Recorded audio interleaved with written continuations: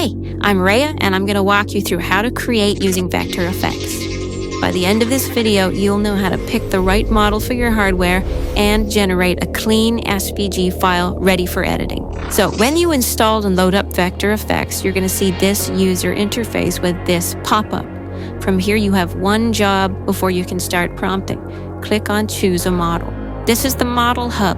The benefit of running a local app like this is unlimited use with no credits, but it also means you have to choose the right model for your system. So here's the breakdown. Vector FX comes with 4 models and 17 variants to make sure your system can run the software.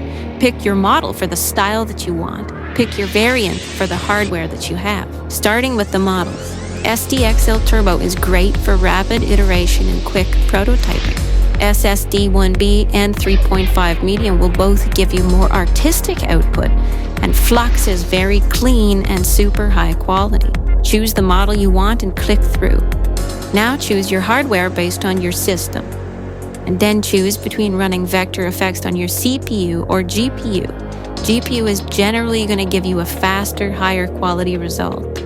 And now you'll see the download cards which list the system requirements. A great idea here is to pull up your system specs by going to Task Manager and then Performance, where you'll see your CPU model, your memory or RAM, and your GPU memory or VRAM. You can cross-reference the download card with your specs to see if the model is going to work for your system. Find the model you want, click to get it, and it will start downloading here in the Inventory tab. Back in the main UI, let's look at settings. In general settings, this is batch mode. You can enable it and select up to 10 variants so that when you hit generate, you get a batch of images rather than just one at a time. And of course, keep this checked to make sure you keep the software updated. In model settings, you can switch models here, read the system requirements for the selected model here, and make sure the model that you like most automatically loads on startup right here. Now for the fun part, let's make something. This is where you'll be prompting. Describe the vector image that you want to create, be descriptive and playful. And hit generate to see what we get. There we go. Now have a look down in the bottom left corner where it lists the number of objects and nodes in your vector. It's good to keep an eye on this for the editing process. If you want to generate again, click the plus sign down in the gallery and then generate. Otherwise, you will replace your current vector.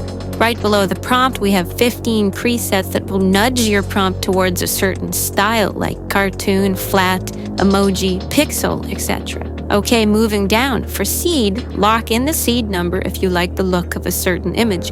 Change the seed number if you want to generate a completely new variation of the prompt with a new look. Steps determines how hard the software works on the prompt. More steps is generally going to be a higher quality image, but slower to generate. Less steps will generate a lower quality image a bit faster. Image settings, choose your resolution and your format, and these are what I like to call the fancy sliders.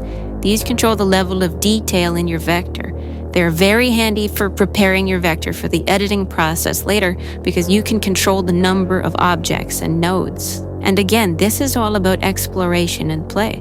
The sliders respond really fast, so go crazy with them and see what you like. Detail controls the overall detail of the image. More detail usually means more objects and nodes. Smoothing cleans up the shapes, usually fewer tiny pieces and cleaner curves. Color simplification merges similar colors so you get flatter color regions and usually fewer tiny shapes. Shape simplification removes small micro details so the design becomes cleaner and easier to edit. Corner smoothing will smooth out your corners for less edges. And path coarseness will create fewer nodes for easier editing, or more nodes for more fidelity. Then we have Smart Background, which removes your background, and Smart Crop, which automatically crops your image to clean up the composition.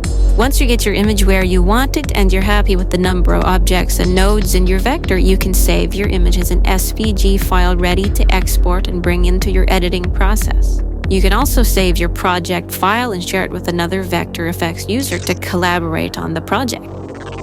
And that's Vector FX. Drop any questions you have in the comments and go make something cool.